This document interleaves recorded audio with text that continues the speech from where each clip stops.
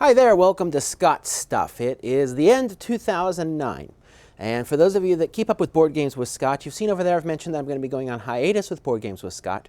But I am still going to be putting out these videos here on YouTube under Scott Stuff when I have the urge. They're not going to be as well produced as my Board Games with Scott videos, but it'll be a way for me to express myself. And if I get the hankering and the feeling and the inspiration, then I'll go back over to Board Games with Scott and make something highfalutin over there. But until then, I'll chat with you here about what I've been up to. And I wanted to present my top 10 gaming experiences for 2009. I did one of these last year in 2008, and so I reflected a little bit about what really stood out to me this year, things I really enjoyed, spent some good time enjoying, and I wanted to talk about those games with you now. So, number 10, Chaos in the Old World. This is a game by Games Workshop. I didn't think I would like it. I finally tried it at Board Game Geek Con fairly recently and really enjoyed it. It's a game where you represent one of 4 older gods and you're out trying to take over parts of the world, or as much of the world as you can.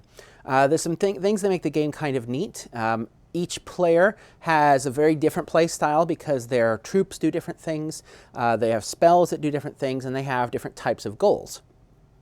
And because of that, each time you play the game, if you play a different character, you're going to be playing the game in a different way. With different ways, it's easier for you to win the game.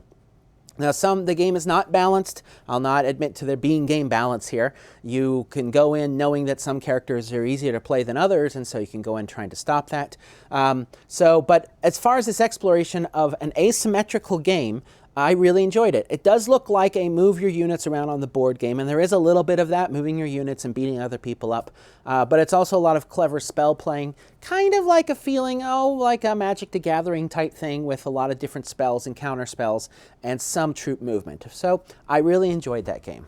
Number 9 is Castle Panic. Now this one I did a video on. Castle Panic is a great game when played with the right group.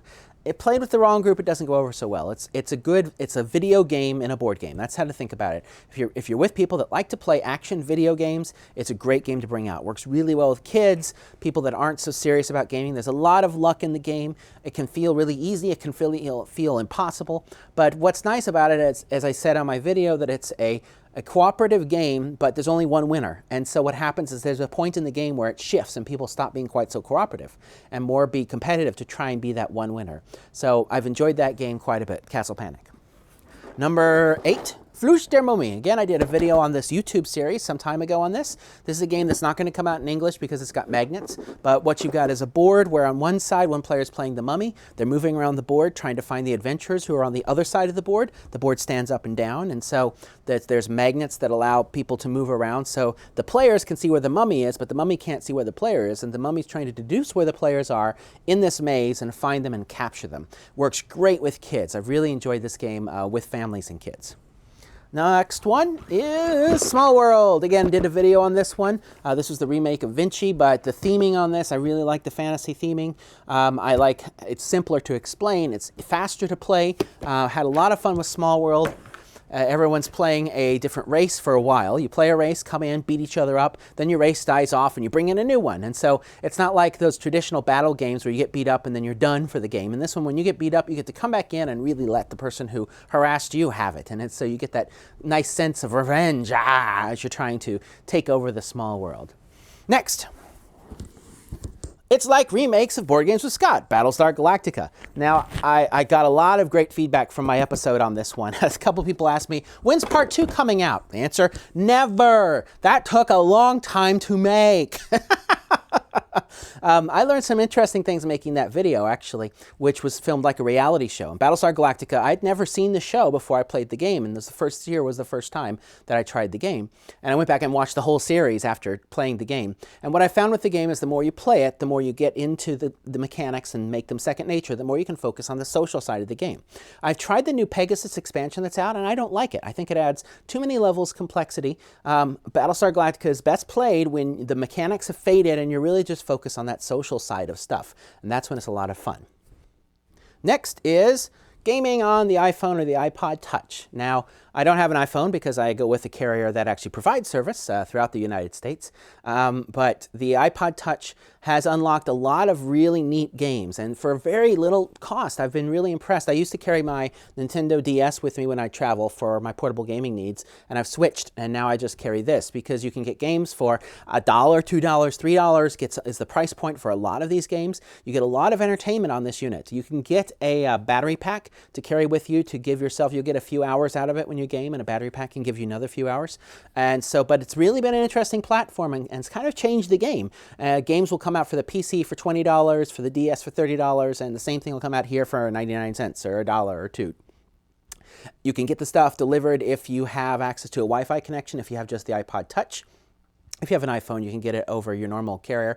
But for the amount of time I've spent on the road, this has been a great companion for gaming. And there's a lot of board games that are on here that I've had some fun with, Zularetto and things like that. So anyway, that would be my next choice. Number 4 is Peloponnese. Now this one was a new game. This came out at Essen. I haven't done a video on this. This would be one, if I was still doing the big videos, I would do one on. This game is a light civilization building game. So in this game, each player starts with a different setup than the other players. You are trying to gather people. You're trying to gather food for those people. You're building buildings to help them out. You're building farms and mountain ranges and things like that to get goods.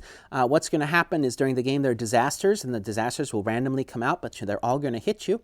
And so it's a game about being able to weather these disasters and balance your infrastructure and your people, because the game is very clever in that you get some points for the people you have, and you get some points for the buildings that you have. At the end of the game, you compare those two numbers, and you take the lower of the two as your score. So if you focus too much on building or you focus too much on people, then your other score is going to be low. So you have to balance it. And also, I really can annoy people by calling it Pelly Ponies. So we can play the My Pelly Ponies game. Hooray! My Pelly Ponies. You can see I was thinking of a video intro. Anyway, number 3, the game that I've probably spent the most hours on this year has been World of Warcraft. I've been playing this game since the beginning, actually, but this year they've done a number of things that have made the game much more accessible, much more easy to play for the social player, which is what I am. I'm a casual player of World of Warcraft. I'm not a hardcore player. I just took my first character all the way to the top level last week. And I know some people are out there gasping, oh, but what they've done is they've made it a lot easier to get there. They've made it a lot easier to see the end content in the game, to see, maybe not the end content, but a lot of the content you get there more easily than you ever have before. I play on different servers, and really the game for me is a social game. I have to be playing with people I want to spend time with. I find just playing the game by itself without having a circle of friends through a guild to spend time with is not rewarding enough for me. I need to have people there, but I've enjoyed playing with friends in World of Warcraft. So if you haven't played it in a while, you might want to take a look. They've done a lot of things to make it easier on you. And the other smart thing they did is that there are 2 expansion sets that are out there. And so when you get to a high enough level to be able to access the expansion set content, all of a sudden you get a whole bunch of new equipment. And it takes out a lot of the monotony that used to be there of trying to get this really powerful equipment. And then this new expansion lets you journey into that world, get a bunch of good stuff, and continue going on and enjoy the game. And so they've really made it easier. Now I know experienced players out there are saying, Scott, that's horrible. But really what they've done is they've made a lot more of the game accessible to a lot more of us. And that's why I've enjoyed it a lot this year. Number 2, another new entry, Toy Tonika. Now this game also came out at Essen. This game did not have a big publisher. I think they're still trying to figure out who's going to bring this out in English. It's a small print run, but it was one of the best Euro-style games that came out. It's a very clever game in that what you're doing is you have, for lack of a better term, a technology tree. And so your character can improve their ability to play more spaces on the board, or be more effective when they play spaces, or just to do things more effectively, but you can only do a few things more effectively. You've got to make choices of what you're going to improve. On the game, you're connecting towns on a map, and you can do it more quickly by expanding your technology tree, or you can spend those same advances on your technology tree and get points towards winning the game instead. So you're constantly asking yourself, do I go for points for winning the game, or do I go for being more powerful to allow me to be better in the game, to be more efficient, to get more points later on? You're always having to balance that points now versus hopefully more points later. It makes for a very tight and interesting game. So I hope this does come out in English, but you can still order it online from some of the Germany sites. This would be my top game from all the new Essen games from 2009, Hansa Toy Tonika. And my number one gaming experience for the year has to be, guess what? My game! And not because it's a fantastic game and not because of any of that, but because of that. Because I got my name on a game box. And that is pretty darn cool. So for me, that's my top game experience of the year, is even though it's been very frustrating.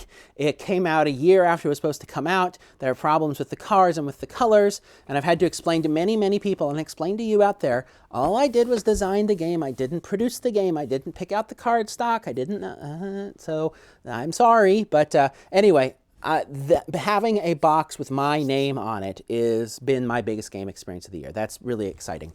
I actually have a new game in development now. It's in prototyping stages, and if that advances to where a publisher wants it, well, then I'm sure you'll hear more about it from me.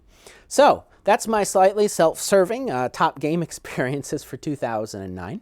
I am going to be taking a break with Board Games with Scott. Still going to play games. I'm looking forward to some new stuff that's rolling out and expect to do one of these videos next year. And between now and then, you'll see me popping in every once in a while. Also, if you want to keep up with me, you can go to gamesandlibraries.org. That's a monthly podcast I'm involved with, or onboardgames.net, which is also a podcast that I'm involved with. I'm on Twitter as S. Nicholson, and that's probably the place where I most update what's going on in my life. So, until I see you all again, take care, watch out for the snow, and have a good new year. Bye-bye.